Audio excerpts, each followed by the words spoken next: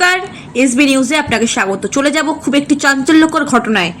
নাবালিকা কন্যাকে ধর্ষণের অভিযোগ উঠল বাবার বিরুদ্ধে। গুণধর বাবার 7টি বিয়ে, থানায় অভিযোগ জমা পড়তেই শোরগোল।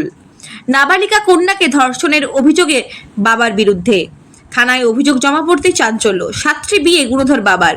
পস্কো ধারায় মামলা রুজু করেছে পুলিশ। শুরু হয়েছে তদন্ত। মালদায়ের হরিশ্চন্দ্রপুর থানার রশিদাবাদ গ্রাম পঞ্চায়েত এলাকার ঘটনায় শোরগোল পড়ে গিয়েছে গোটা গ্রামে।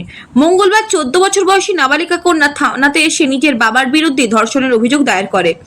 অভিযুক্ত বাবা প্রথমবার ব্যর্থ হলেও দ্বিতীয়বার জোরপূর্বক ধর্ষণ করে বলে চাঞ্চল্যকর অভিযোগ। অভিযোগের ভিত্তিতে মামলা রুজু করে তদন্তে নেমেছে হরিশ্চন্দ্রপুর থানার পুলিশ। অভিযুক্তের 7টি বিয়ে, সেক্ষেত্রে স্ত্রীদের মধ্যে পারিবারিক কোনো বিবাদ চক্রান্ত রয়েছে কিনা সেটিও খতিয়ে দেখছে পুলিশ। অন্যদিকে নাবালিকার স্বাস্থ্য পরীক্ষার জন্য আদালতে গোপন জবানবন্দি নেওয়া হবে বলে জানা গিয়েছে।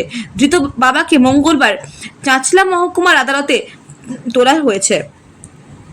এখনকার মতো খবর এই পর্যন্তই। আরও আপডেট পেতে অবশ্যই আমাদের চ্যানেলটিকে সাবস্ক্রাইব করে পাশে থাকবেন।